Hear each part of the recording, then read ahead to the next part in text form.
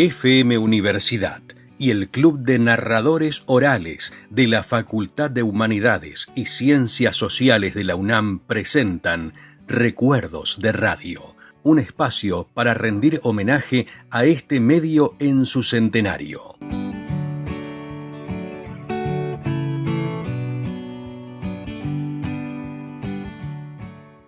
El doctor en Comunicación Social, docente de la Facultad de Humanidades y Ciencias Sociales de la UNAM e integrante del Club de Narradores Orales de la Facultad de Humanidades y Ciencias Sociales, Alexis Raftópolo, nos recuerda cómo fue el inicio de la radio en la Argentina y quiénes fueron los famosos locos de la azotea. Un gusto saludarles, mi nombre es Alexis Raftópolo, soy doctor en Comunicación, docente de la Facultad de Humanidades y Ciencias Sociales de la Universidad Nacional de Misiones.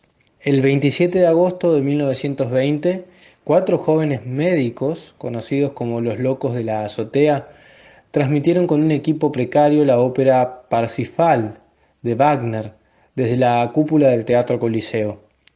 Luis Romero Carranza, César Guerrico, Miguel Mujica y Enrique Susini marcarían así el destino de las comunicaciones en la Argentina. Sin apartarse naturalmente de su profesión médica, se abocaron al rubro de la radiofonía y comenzaron a desarrollar el negocio de las comunicaciones a larga distancia por onda corta. En años siguientes iniciaron la industria del cine sonoro y posteriormente colaboraron en el nacimiento de la televisión. Recordando que Argentina fue pionera en materia de radiodifusión de habla hispana, siendo el tercer país del mundo en realizar transmisiones regulares, fue a partir del 27 de agosto de 1920 desde la ciudad autónoma de Buenos Aires. Compartimos cómo fue esa primera emisión. La escuchamos. Sociedad Radio Argentina les presenta hoy el Festival Sacro de Ricardo Wagner, Parsifal, con la actuación del tenor Mastri, la soprano argentina Sara César, todos bajo la dirección de Felix von Wingardler, secundados por el coro y orquesta del Teatro Constanzi de Roma.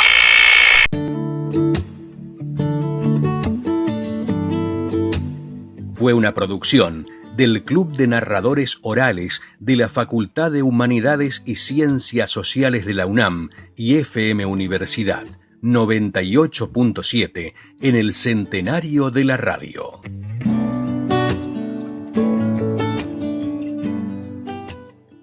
Hola, ¿qué tal? Mi nombre es Richard Vera, periodista, locutor y de vez en cuando actor.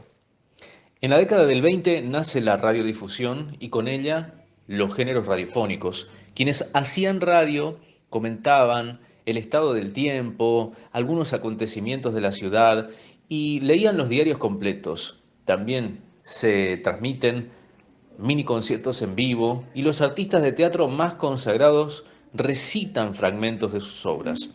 Otros actores hacen chistes e imitaciones sin estar atados a un libreto. Esta no es más la hora de los bifes, esta es la hora del buen humor y la sana alegría, porque llega con su gracia típicamente porteña, Sinforoso.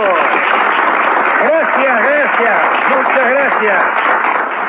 ¿A usted le parece, señor Rodón, que una niña como yo tenga que aguantar un vago como él? Sí, un momentito, que yo no soy vago, Tengo mala suerte con el trabajo, nada más. No sé qué le pasó con el trabajo, Sinforoso. Nada, que me ofrecieron una despedida. ¿Los compañeros? No, los patrones. ¿Y por qué? Porque dijeron, se le dio por decir que yo iba al trabajo a dormir. ¿Y era cierto eso? Claro, era cierto, pero yo lo hacía por compañerismo, para no ser carnero. Porque todos los otros empleados también, lo bien tomaban el café con leche y se apolillaban encima del escritorio. Pero entonces lo habrán echado a todos. No, me echaron a mí solo. ¿Y por qué a usted solo? Y porque yo era el único que llevaba almohada y sábana. Uno nunca sabe lo que le puede disparar el destino. También nos recuerda cómo fue la publicidad y el rol que desempeñó la radio para los inmigrantes. Comienza a ofrecerse publicidad moderna por radiotelefonía y se buscan personas con voz fuerte y clara. La radio también cumple un rol educativo para los inmigrantes que a través de ella aprenden la lengua de la nueva tierra. Un gol que consagra al campeón de la limpieza, al que no tiene rival, al campeón que el fin de la batea derrocha clase y calidad. Ha sido el gol de Federal, del Gran Jabón Federal.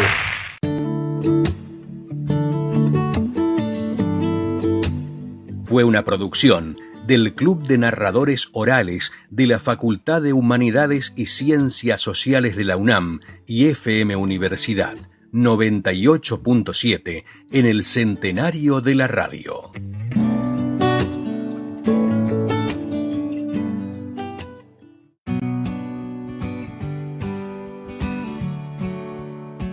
FM Universidad y el Club de Narradores Orales de la Facultad de Humanidades y Ciencias Sociales de la UNAM presentan Recuerdos de Radio, un espacio para rendir homenaje a este medio en su centenario.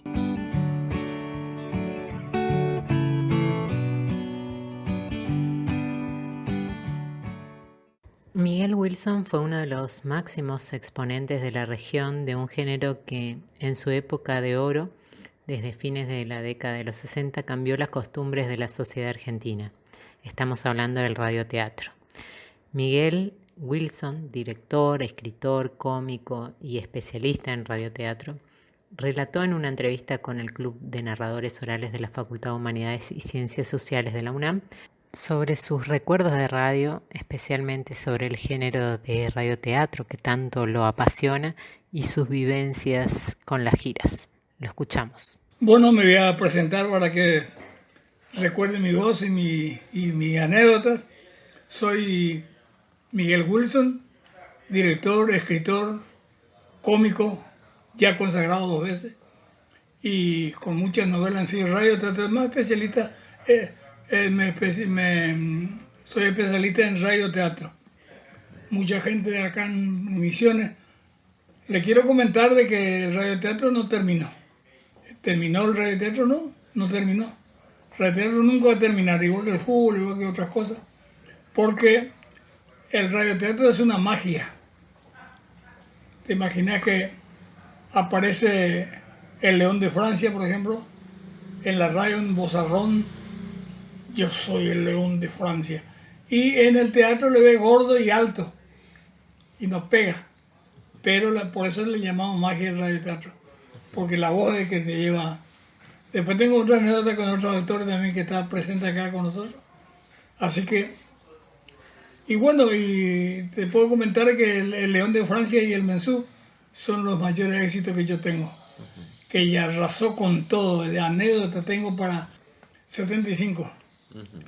En Radio Encarnación, 14 años estuve en Radio Encarnación con varias novelas. Ahora después que te vas a recordar, le vas a recordar a los de antes. 75 fue el éxito más grande. Después El Dorado, cuando hice el ET18, Verá, Radio Verá de la ciudad de Verá. Y fuimos los primeros que hicimos campaña. El radioteatro, te vuelvo a repetir que es una magia porque recorrer los pueblos, la gente te espera, van en carreta, van en caballo, van a pie, van en auto, tractor, una cosa si ves, por ejemplo, trabajamos en un lugar insólito, que no hay nada, está un escenario de madera abajo, con tronquitos, bancos, y el parlante allá arriba, girando con una piolita para anunciar que la compañía está ahí. Bajamos nosotros y armamos el escenario. Yo soy muy delicado en mi trabajo, la escenografía. Eso me destacó mucho el radioteatro, porque cuando yo estaba con Juan Carlos Lacente, con Volpi, con Mencho Cirilo, los astros del radioteatro, esos son maestros. Yo aprendí mucho de ellos, solamente que yo fui ideando cosas que ellos no tenían. Yo formé mi compañía cuando era el momento. Me casaba ya hace tiempo, me casé y formé con mi señora la compañía. Ahí le trajimos a Walter Mendizábal, a Miguel Ángel Danté, la Centra inclusive trabajó conmigo, Juan Carlos, que era mi director también.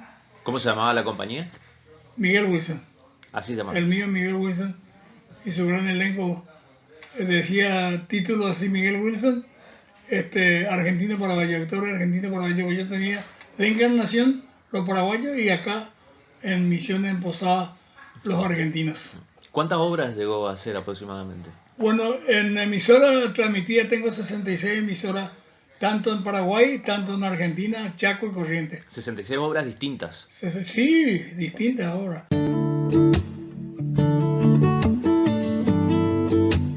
Fue una producción del Club de Narradores Orales de la Facultad de Humanidades y Ciencias Sociales de la UNAM y FM Universidad 98.7 en el centenario de la radio.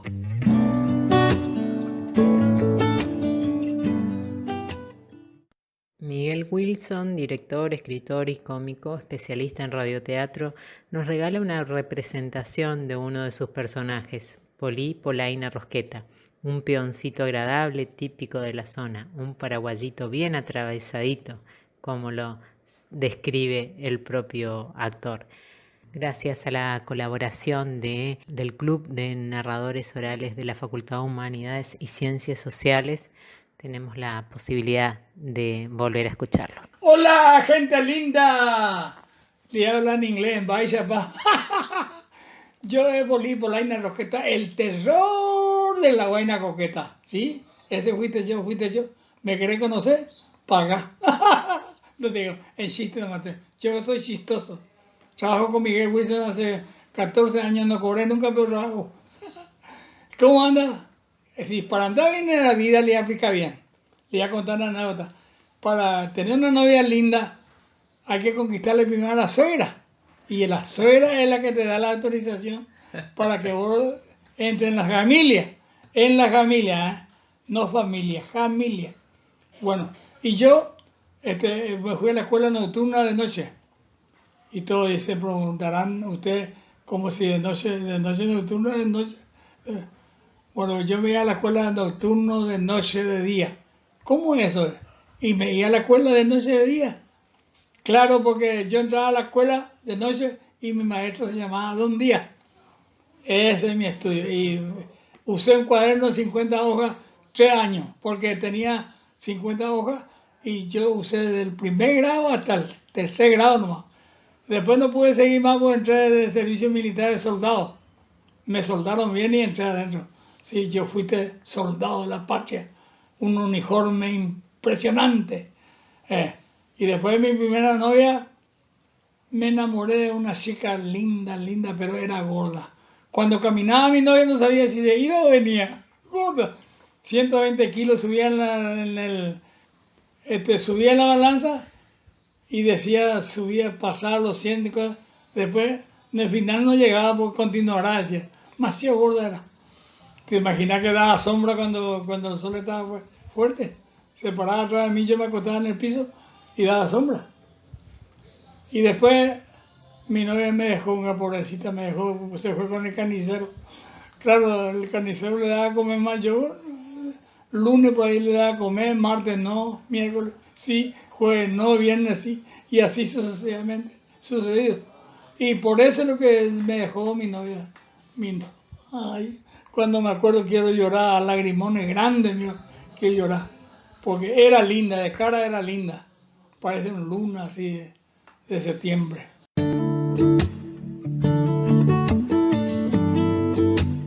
Fue una producción del Club de Narradores Orales de la Facultad de Humanidades y Ciencias Sociales de la UNAM y FM Universidad 98.7 en el centenario de la radio.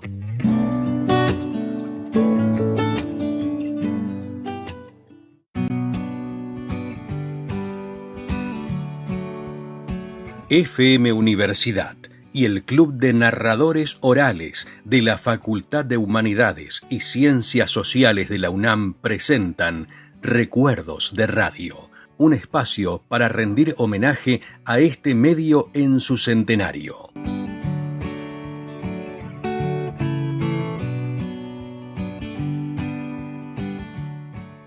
Pablo Fernández Long, militante del Movimiento Agrario de Misiones, ex legislador provincial por el Partido Auténtico, militante del Movimiento Montonero y también refugiado político en Suecia, recuerda la compañía de la radio en un programa de La Voz del MAM en el ET 13 de Oberá y también sus memorias en el exilio y su participación en Radio Suecia Internacional, donde trabajó 11 años.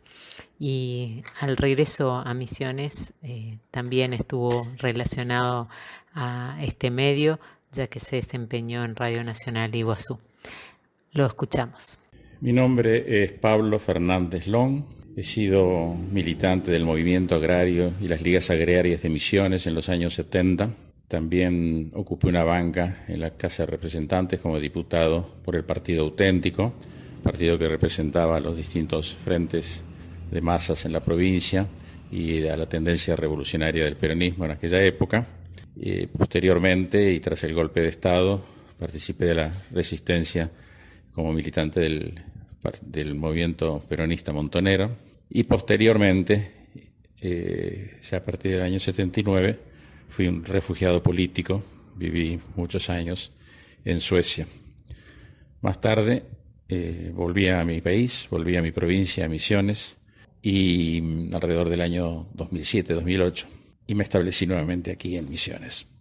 Durante todos estos periodos, la radio estuvo presente en mi vida, por razones a veces totalmente fortuitas, a veces por elección, a veces por necesidad, pero siempre disfruté mucho del micrófono.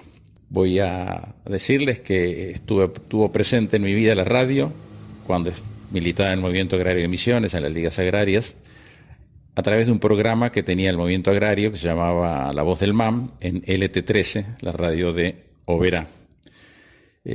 Posteriormente, y ya en el exilio, se me dio una oportunidad y, dado que recordaba todavía mi gusto por el micrófono, entré a trabajar en Radio Suecia Internacional.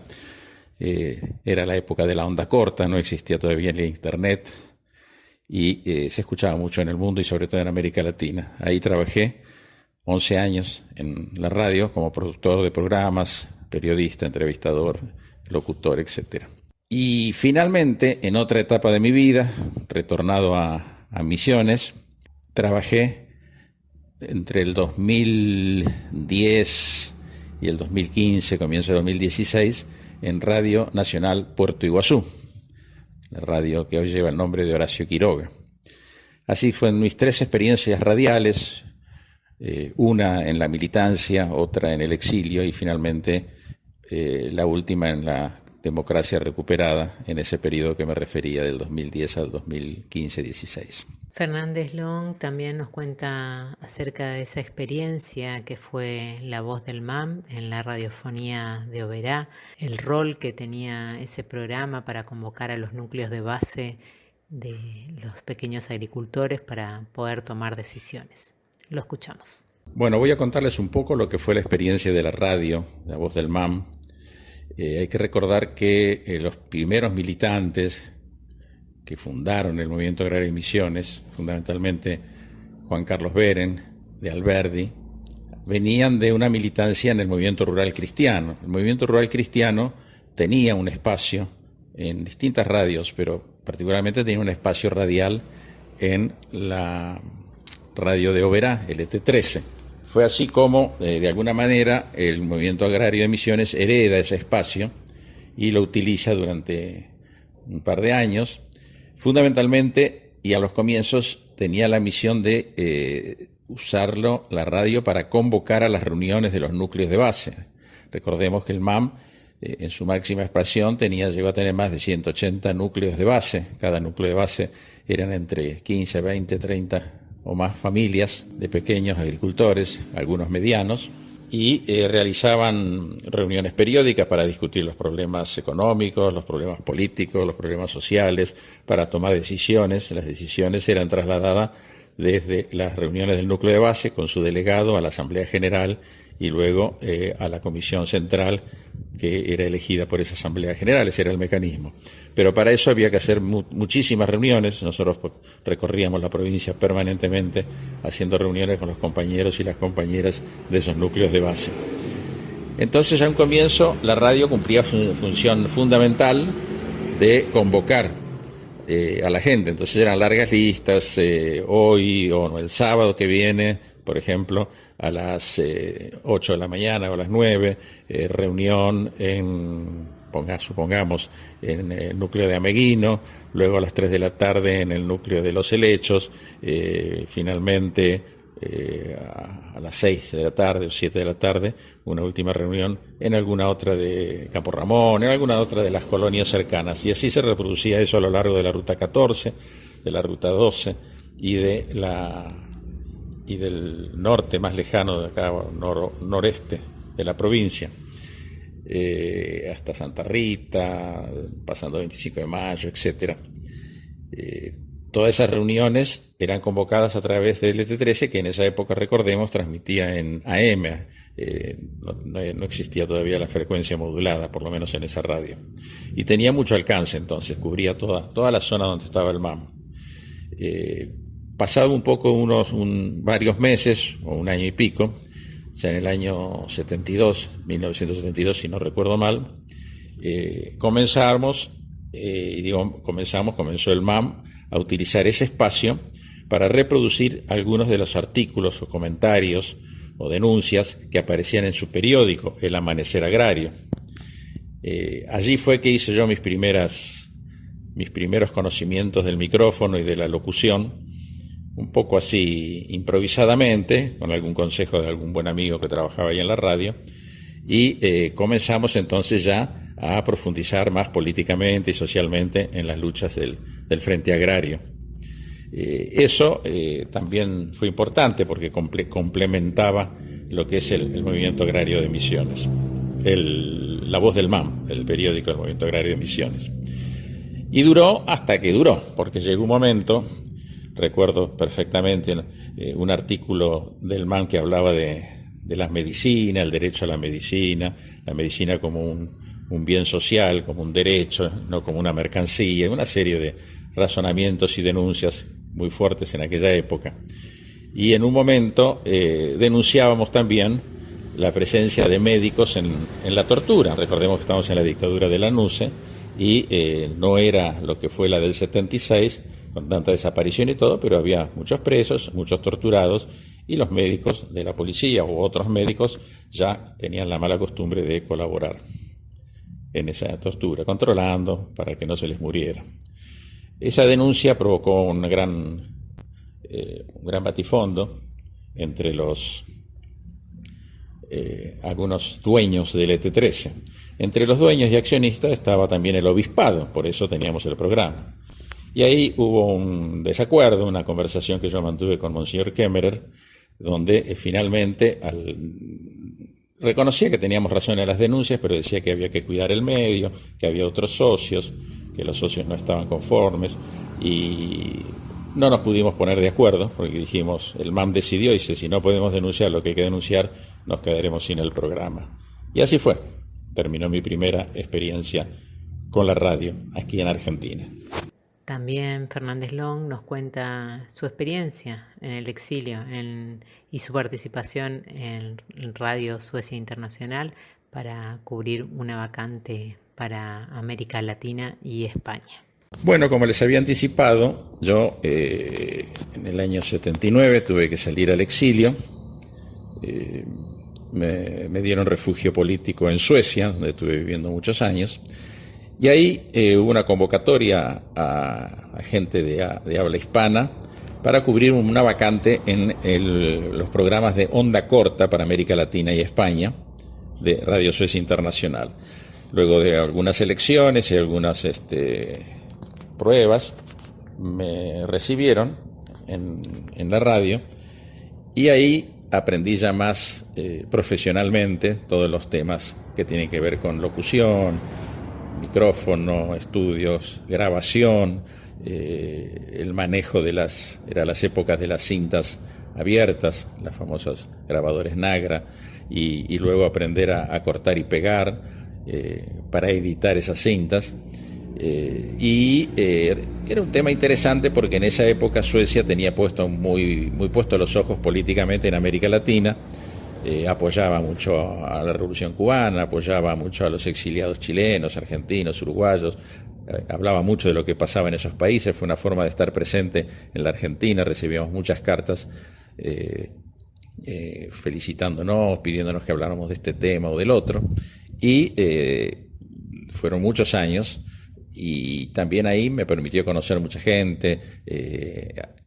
Me recuerdo que teníamos algunos programas y entrevistas que respaldando a radios en Paraguay, por ejemplo, que tenían una posición muy crítica hacia el stroessnerismo, y llegamos también a difundir por vía telefónica, con un sistema un poco inventado, noticias.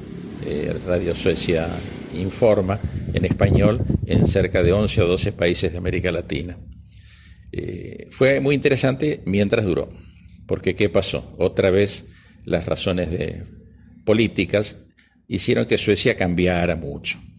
La caída del muro significó el fin del peligro, entre comillas, comunista, soviético, etc., y por lo tanto el fin también del apoyo que pudieran dar a cualquier movimiento revolucionario en América Latina.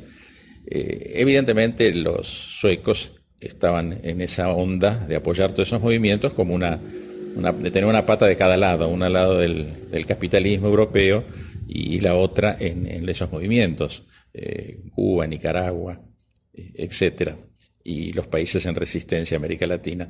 Todo lo cual, tras la caída del muro, puso, digamos, bastante en relieve cuál era el interés de Suecia, que era simplemente un interés a largo plazo geopolítico, pero fundamentalmente comercial.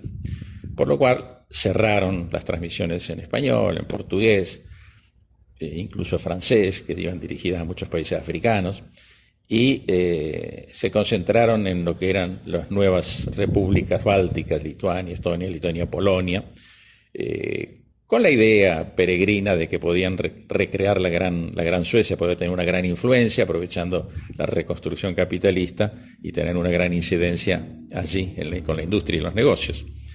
Cosa que no le salió tan bien porque se olvidaron que más grande, más fuerte y más cerca de todo eso estaba Alemania, que es la que en realidad, junto con Estados Unidos, se instaló en todas esas regiones y, bueno, digamos que Suecia se quedó sin el pan y sin las tortas. Pero sirve para revelar un poquito qué es lo que pasa con los medios. Así como hablaba de la LT13, también les cuento lo que pasaba con Radio Suecia. Y se me olvidó decir, lo digo ahora, que el ET13 también llegó un momento donde se desenmascaró, y fue en 1976 cuando capturan, torturan y matan a Pedro Pechak, el secretario general del Movimiento Agrario de Misiones, y pasó entre todos los viacrucis que recorrió, estuvo detenido un tiempo, secuestrado, en el escuadrón de Gendarmería de Oberá. Y desde LT13 llamaban al pueblo, decían al pueblo, vengan, acérquense a la Gendarmería en Oberá, van a ver, el león ha sido capturado, le decían el león a Pedrito. El león ha sido capturado y está atado, lo tenían atado a un árbol o un poste. Y con mucha hazaña el ET13 festejaba esa captura, con lo cual, como les decía, tarde o temprano los medios, a menos que sean realmente en manos del pueblo, muestran la hilacha. Finalmente, Fernández Long nos relata su etapa en Radio Nacional Iguazú en su regreso a la provincia. Y llegamos así al final a la última, hasta ahora, experiencia radial, aunque esta que estoy haciendo ahora también cuenta. Y fue mi participación en Radio Nacional Puerto Iguazú, Horacio Quiroga. Como les contaba, fui convocado por la que era directora en aquel entonces, Mariquita Torres, a participar en la producción de programas en Radio Nacional Puerto Iguazú. Eso fue desde el 2010 hasta el 2015, comienzo del 2016, donde obviamente, como yo tenía edad de jubilación, al ascender el macrismo al gobierno, trataron de sacar a la mayor parte de la gente comprometida con una posición nacional y popular, y bueno, yo le salí barato porque me dieron un año de preaviso que me tenía que acoger a la jubilación sí o sí, por la edad, etcétera, etcétera, y trabajé unos meses más después como el director que entró ahí, Sparanzani, prefirió pagarme el sueldo los últimos meses, pero que ni fuera y ni hablara, mucho menos en la radio. Así fue una experiencia muy linda. La radio FM funcionaba, pero sin mucho alcance, o sea que más bien trabajamos en la zona de Iguazú, hasta Banda, El Dorado. Un poco local era la transmisión, no logramos impactar en el resto de la provincia, excepto por algunas retransmisiones que se hicieron en Posadas a través de la radio justamente de Mariquita Torres. De todas maneras, me permitió conocer muchísima gente, compañeros de la zona, del resto de Misiones, me permitió participar en una experiencia de una red de comunicadores del Mercosur que me enriqueció mucho, tanto políticamente como el conocer, tener contacto con nuevos compañeros y compañeras y recuperar muchos contactos viejos de las otras épocas. Sigo observando cuál es la situación de la radio y, como les decía, lamentablemente, mientras las radios no están en manos populares, existen experiencias muy buenas, radios cooperativas, radios populares, pero son en general pequeñas, no tienen el alcance de las radios de los grandes monopolios o la misma Radio Nacional que, ya les digo, bandea con los cambios de la política a nivel nacional, sobre todo cuando le toca entrar a la derecha, borran, hacen tierra arrasada de lo que se produjo. Por eso me gusta mucho un cierto eslogan que tiene la Radio Nacional, la radio pública, que dice siempre en la televisión, uno puede ver las placas, reconstruyendo. O sea, se está reconstruyendo algo que en 4 años fue muy castigado. Felizmente cumplimos estos 100 años de la radio en la Argentina con ese importantísimo medio de comunicación que es Radio Nacional, en manos de personas que representan los ideales nacionales y populares. Y entonces es una buena oportunidad para felicitar a ellos, para felicitar a todos los que trabajan con radios comunitarias, radios escolares, cooperativas de radio, felicitarlos porque es un esfuerzo grande el que se está hecho, pero mientras tanto la ley de medios no tenga vigencia es una lucha entre David y Goliat. Hay que darla y espero que algún día dé sus frutos. Muchas gracias a todos.